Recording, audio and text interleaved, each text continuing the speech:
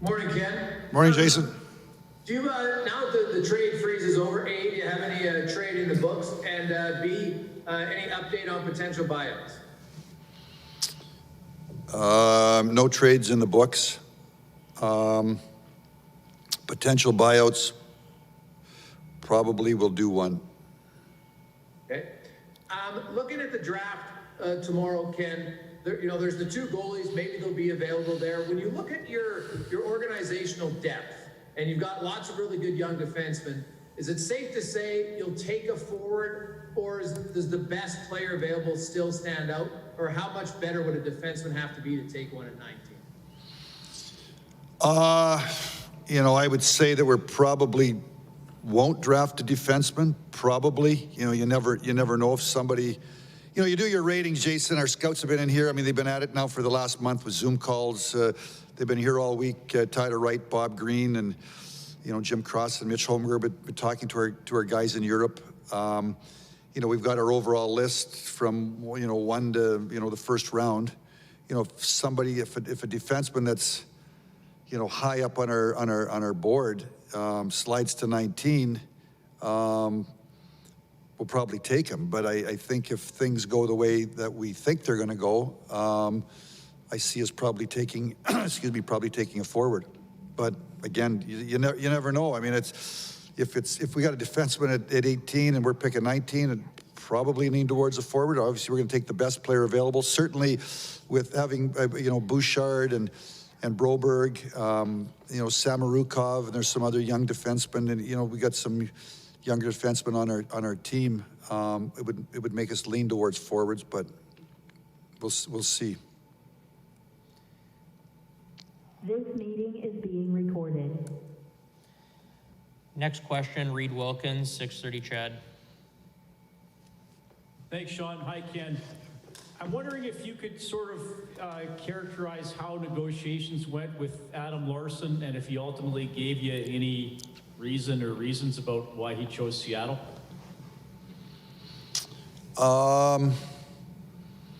We started in the middle of January, so about the middle of February, I reached out to his agent, JP Barry, told him that I would like to sign him. We talked somewhere on the road trip. I remember sitting down with Adam for an hour. I don't know, maybe it was one night in Calgary. Told him that we wanted to sign him, wanted him back. Like all negotiations, looked at, what the marketplace was for, the type of player that he is. The recent contracts. And there was probably, 10 or 12. I made an offer probably in March. Talked through April. JP and I kind of talked. Then sometime probably in April, JP and Adam told me that they would like to shut it down until the end of the season, and then we picked up.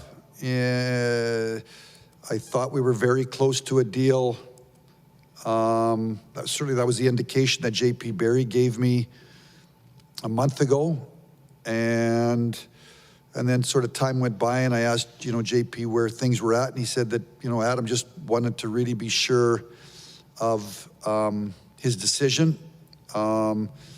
Really wanted to know what his options were, and JP told him that he wouldn't really know his options until the 28th of July.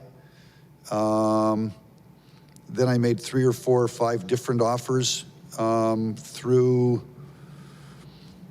July, I guess, through June and July, and then I, added a year, and ultimately about a week ago, I went to JP Barry and said that if Adam needed an opportunity to explore the market, I gave him the green light to, and sent him an email giving him the green light to talk to other teams so that he could know what his options were, in the hopes that he would find that his best option was in Edmonton.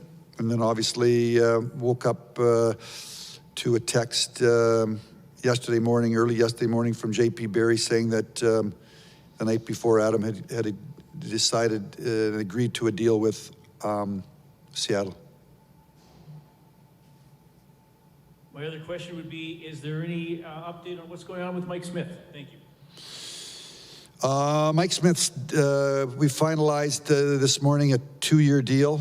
I texted with Mike this morning, so it'll be signed today and will be officially announced. But we've got a 2-year deal with Mike Smith. Jim Matheson, Post Media.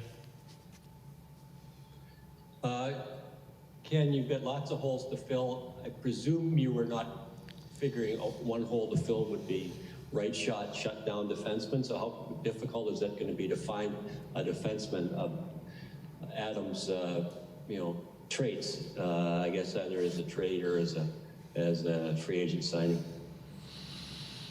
Well, I mean, obviously Adam was an important part of our team, on and off the ice. So important players are hard to replace if you don't have them internally. Obviously, when you go to the marketplace, there's 32 teams looking for players. So, I mean, I don't have an answer for you because maybe I'll have an answer for you a week from now after we go through free agency. But certainly, we know that we've got to find a defenseman that can fill that hole.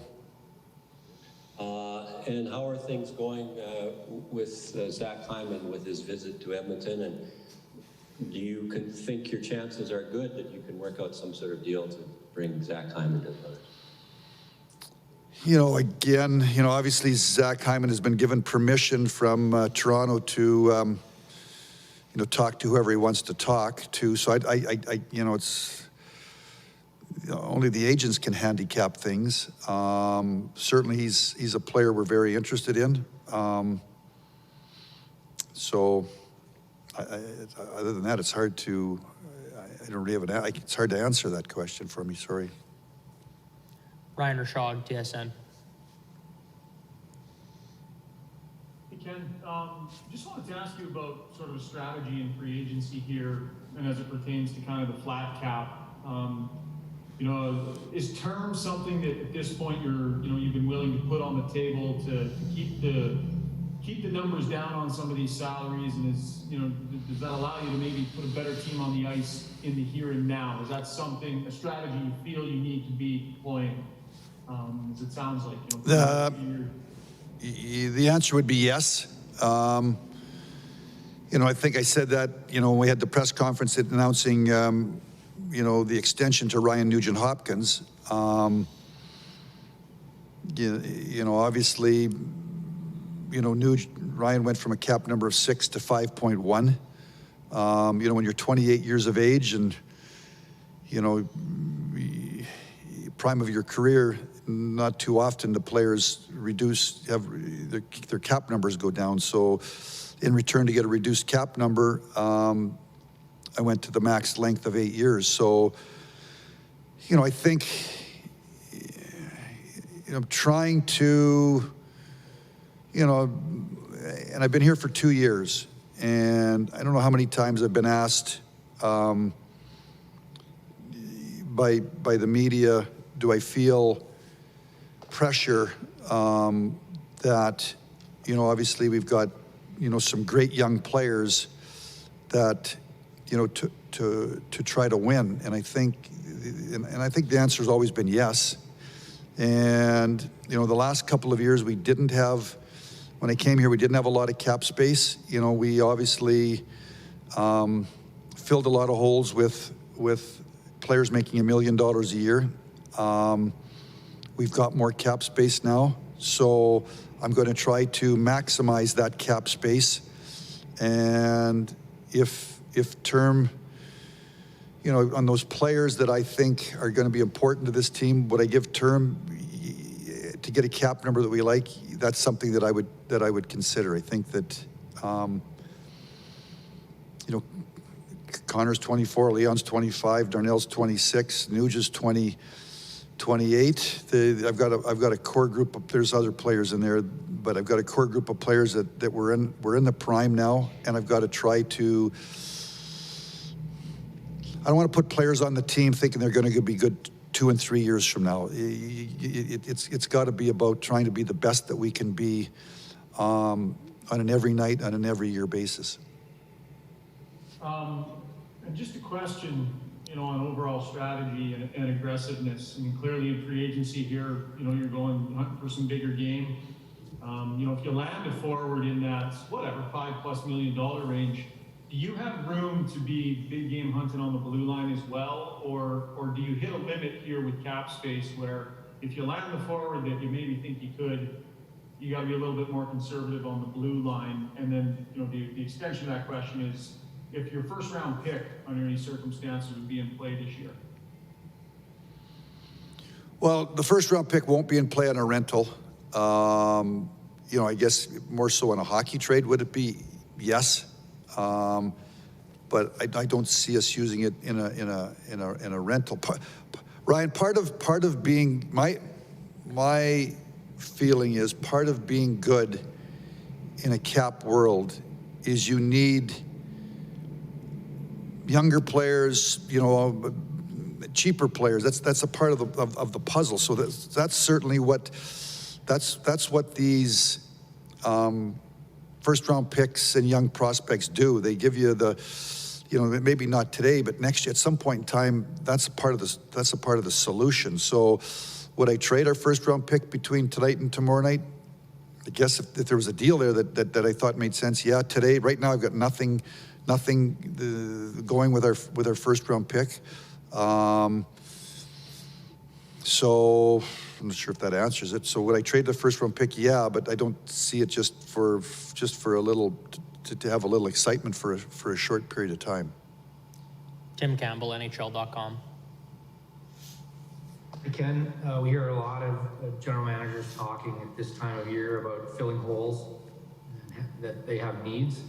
How much do you believe your holes and your needs can be or need to be filled from within? People like Bear and Broberg and Bouchard and Yamamoto and maybe Puljujarvi, those kinds of things. How much of that need can be filled from within?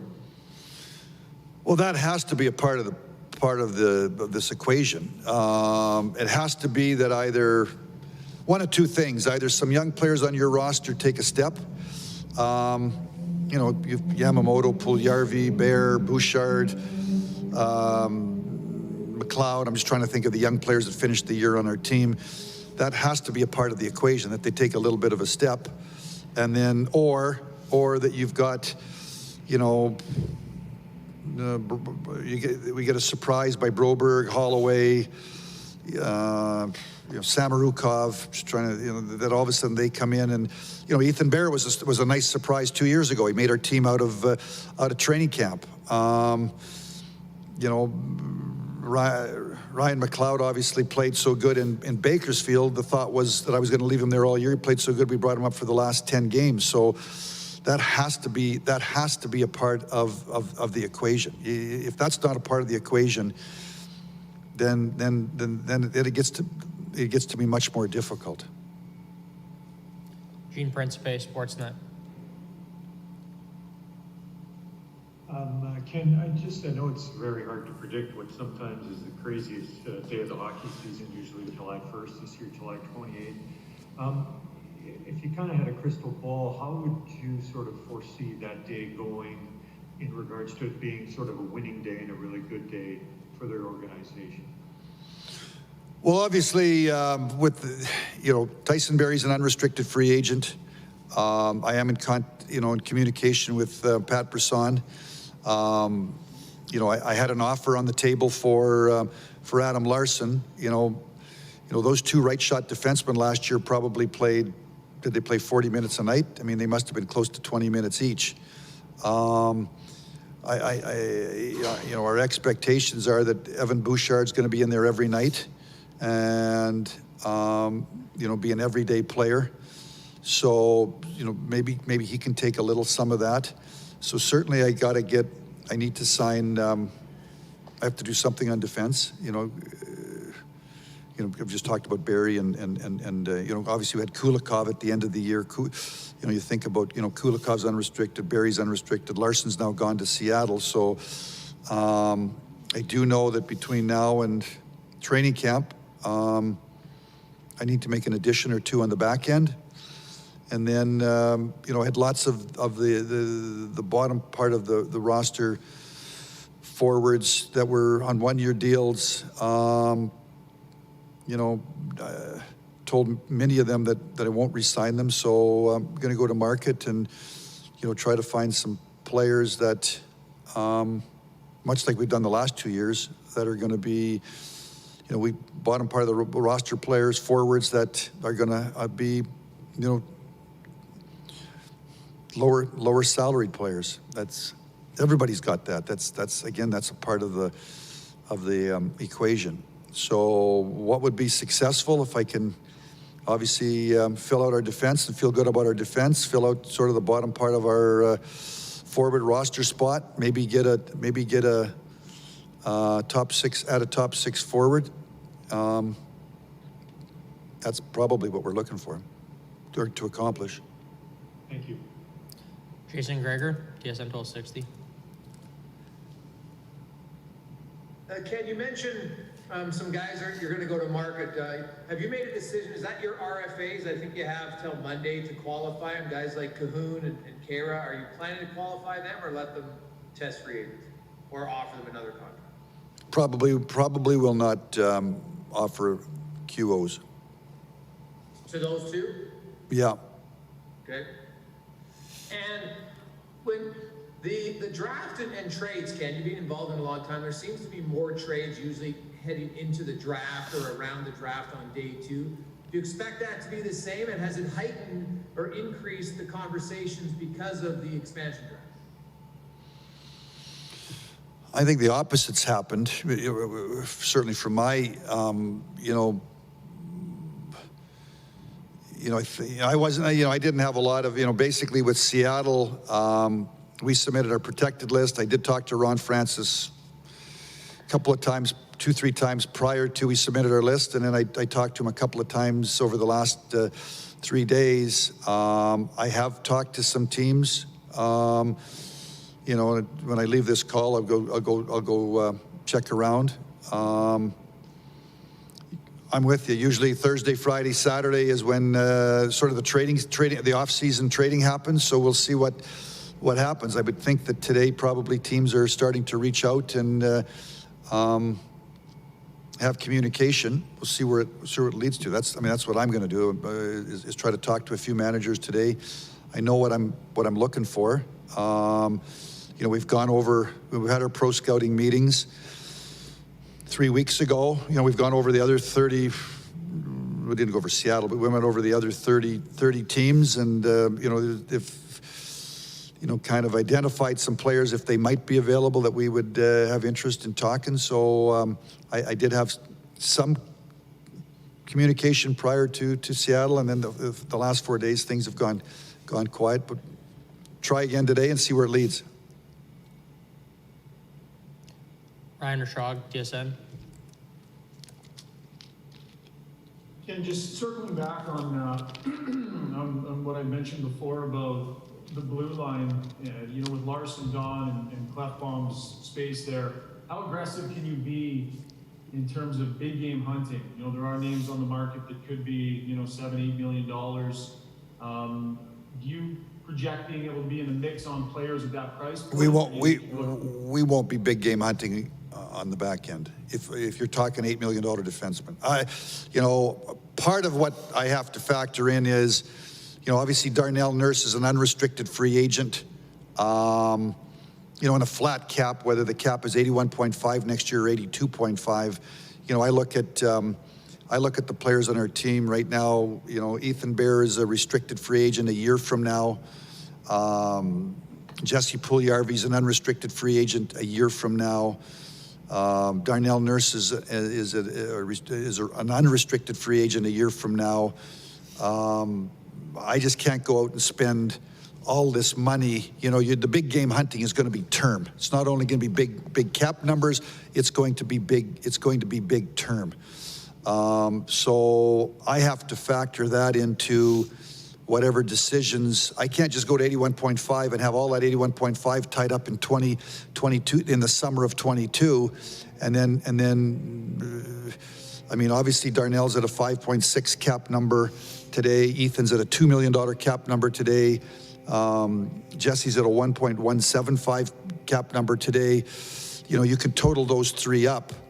So just internally, I have to make sure that I've got some money set aside, you know, that's going to come off the books as I look towards the summer of 22. So I do not see us doing what if you're calling $7-8 million defenseman big game hunting, we will not be in the big game hunting mode on defense. Yeah, fair enough. And your third line center position, obviously it's a pretty key spot in your lineup. Is the priority there to land, you know, somebody that's a little bit defensive minded and you're not as concerned about offensive production, or what style of player do you want for that position on this team? Well, I mean, you know, Ryan, I'd love to have a third line center that can, you know, chip in 10 to 15 goals and get 30 to 40 points and kill a penalty and, you know, be a plus player, you know, play with speed and play with energy, get in on the forecheck. But, you know, that's hockey. That's fantasy hockey material. You know, I got a cap, and if you don't, that's where I'm talking. That comes back to, you know, the question you asked before about trading the first round pick. You know, I'm hoping that, you know, Ryan McLeod and Evan Bouchard and Broberg and Holloway and so, you know, Lavoie and some of these players over the next year or 2-3 years kind of grow into some of these things. So, you know, I think that I've got some priorities. Certainly a third line center would be a priority, but I'd like to, you know, we'd love to add a top six forward. Certainly have talked about a third line center. We've talked about signing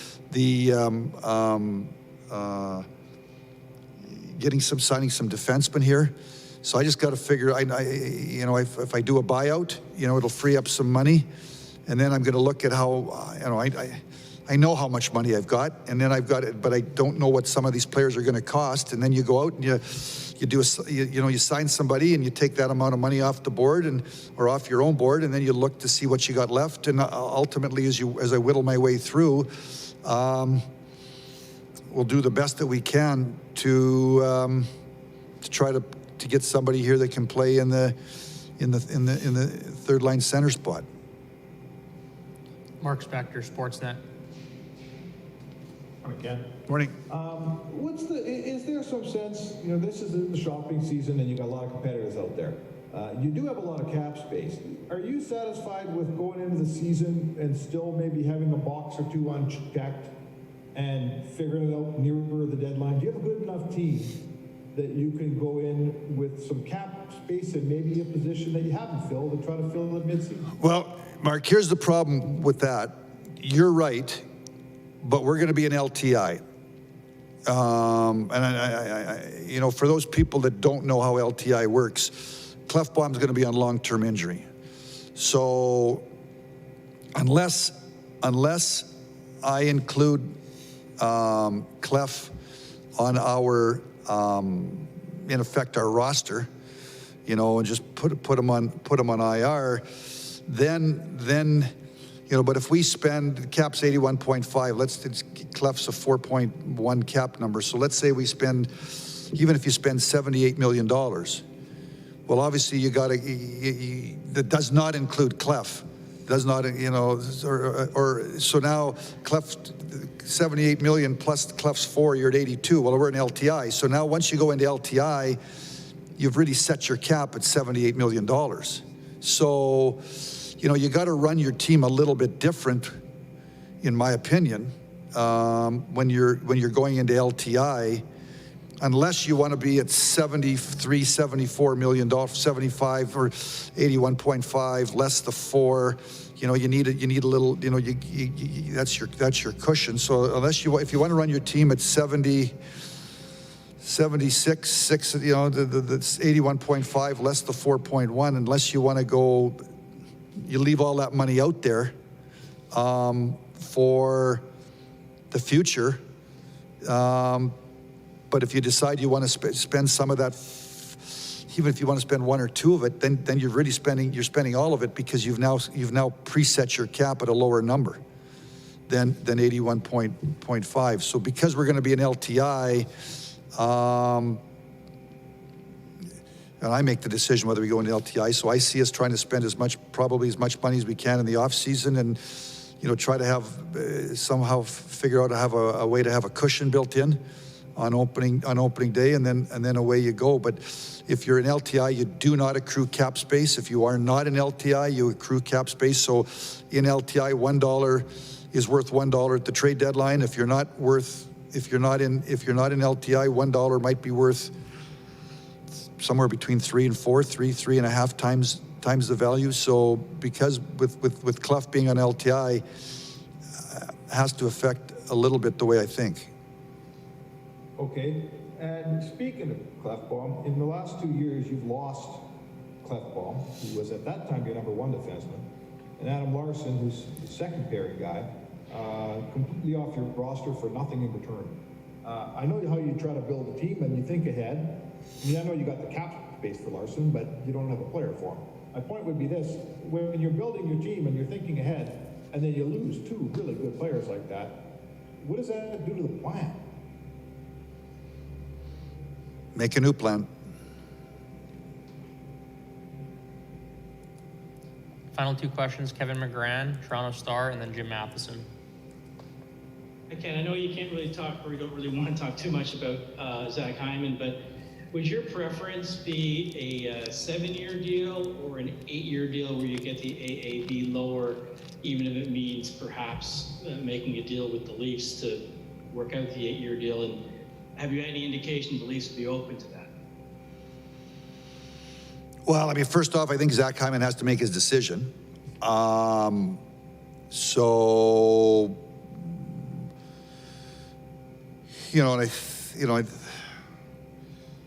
I think, it's all numbers. And then forget Zach Hyman. I think if your 7-year deal's worth X and your 8-year deal's worth $100,000 less than X, you may as well go with the 7-year deal at X.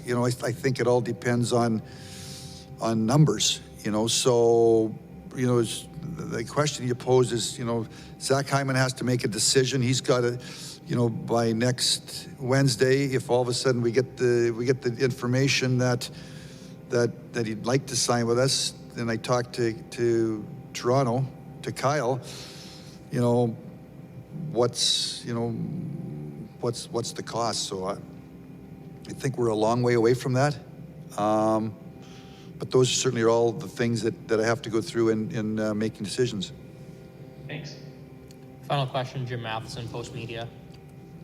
I have 2 questions, actually. One, have you considered trading for a late round pick for the rights to one of these unrestricteds, as the Rangers did with Goodrow, so that you can negotiate with, I don't know, David Savard or whoever's out there as an unrestricted before July 28th? Would you be talking, give me some names. David Savard. Oh, okay. Oh, from the other teams. I thought you were talking from our teams. Right now, no.